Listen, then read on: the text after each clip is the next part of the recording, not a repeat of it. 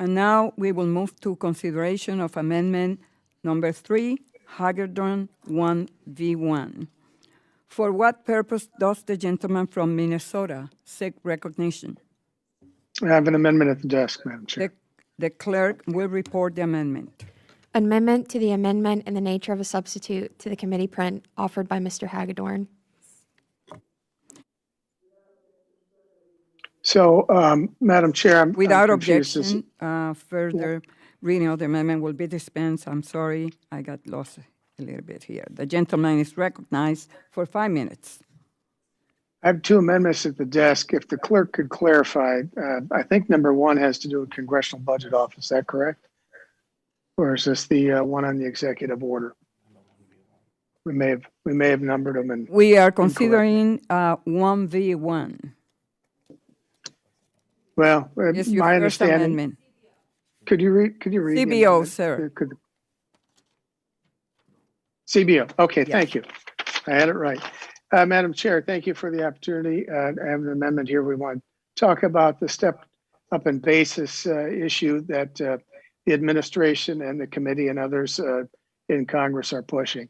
What our amendment would do is to have the Congressional Budget Office take a look at the proposal that's in the overall bill that would change some of these tax implications. Stepped up in basis has to do with the new death tax, for that matter, and capital gains that people would pay upon the death of somebody who's trying to transfer, in this case, a small business along to someone in their family. Very concerned that this will have an adverse effect on small businesses. And if the Congressional Budget Office were to come back with that finding, then the spending in the bill would be rescinded for all intents and purposes. My purpose behind that is that if we're going to put something so draconian in play that we're going to actually hurt small businesses, and we are the Small Business Committee, then we should start at square one. We should start over and look at this. This is a proposal that's out there that's been done before. Senator Max Baucus, who was chair of the Finance Committee for many years, he talks about how this was implemented back in the 70s and then again in 2010, and basically establishing this form of death tax. And it was so draconian that they had to go back and repeal it very quickly because it was devastating small businesses and farms. I don't think too many members, if they get out and talk to small businesses or some of the small business groups, have to go too far before they find people to say that this proposal of eliminating the stepped up in basis would just be devastating to small businesses, to our family farmers and others trying to carry on the business and the farms into the future from generation to generation. And that's one of the best things we have in America is the way you build a farm. It's a family, build a business. It's a family business. You carry it on and it becomes a great enterprise into the future.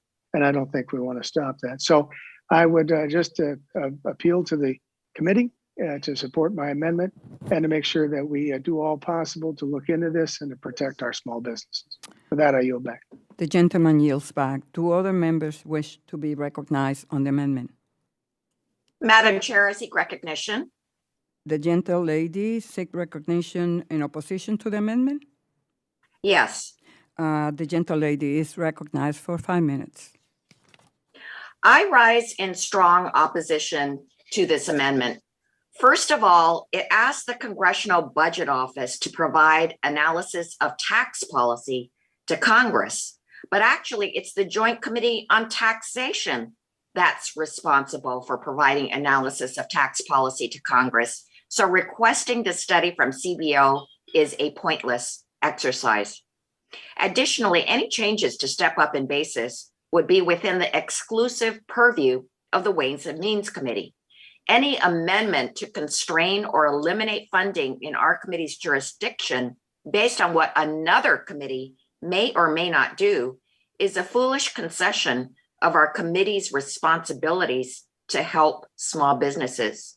For these reasons, I oppose this amendment and I urge my colleagues to do the same. The gentle lady yields back. Do any other member seek recognition on the amendment? Madam Chair, Congressman Luetkemeyer seeks recognition.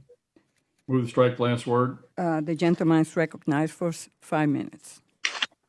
Thank you. I certainly support the gentleman from Minnesota's amendment. I think he's ensuring that spending that is contained in this reconciliation package does not hurt small businesses. And I did beg to differ with the gentlelady from California who thinks that this is only something in the purview of other committees. This is a small business committee. For us to look at studies or require studies that look at the effects of other things with regard to small business, we're not making any sort of change here. What we're doing are in changing the law. We're looking for a study to see once what the effects of this is on small businesses, which is well within our purview. If we see that it is hurting it, then we can go on and ask the Ways and Means Committee or whoever to kick it out. But that is something we can use our study with to make our point. This is the purpose of this, to look at the reason for this second death tax, if you will, being implemented by the administration in this monstrosity of a bill here. All this is going to do is speed up consolidation of small businesses and farms.